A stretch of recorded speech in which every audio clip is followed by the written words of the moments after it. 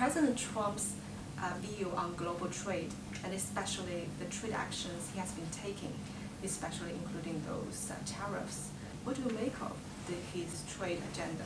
The global economy actually is very complex today, but in politics, trade, and in particular trade deficits, are the most salient features. So what Donald Trump has been saying is America runs a trade deficit with the European Union, America runs a trade deficit with China, therefore that trade is unfair.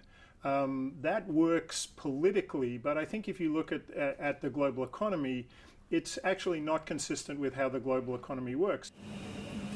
So we have seen the U.S. have been using the Section 232 and also Section 301. Does the WTO provide justifications for the U.S. to use this? A very good question. You know, I think this has been an ambivalence in the American approach to trade for a very long time. The US built the GATT, the predecessor to World Trade Organization, and now has WTO. But when it comes to trade disputes, the US likes to use its own trade law, as you suggested. So the US is saying that Chinese trade is unfair. I think the Chinese can turn around and say, well, it's actually quite unfair that the US is using its own domestic rules to arbitrate disputes with China rather than going to the WTO. But yes, we've got to manage friction between the US and China. Why? Because these are two great countries, but they're very different countries. So you mentioned that these are two very different countries at very different stages of economic development, very different political systems, very different histories.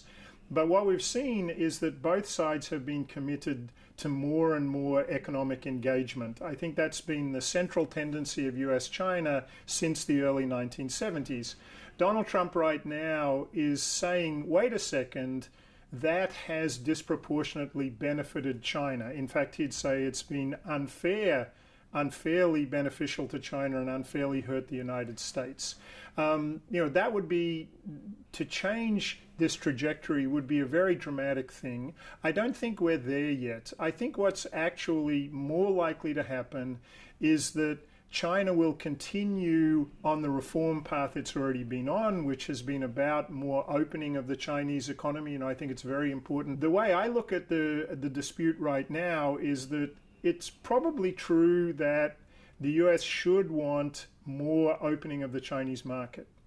But that's in China's interest too. And the question is how we get there. Donald Trump is using a stick to do that. I think there's a good argument that says what we should do instead is encourage China to continue on the development path it's already on. And that'd be a win-win. That's good for the US, yes, but it would also be very good for China, I think. I'm an optimist because the economic entanglements between China and the US are just enormous. In fact, I think it's the biggest, most complex economic relationship the world has ever seen.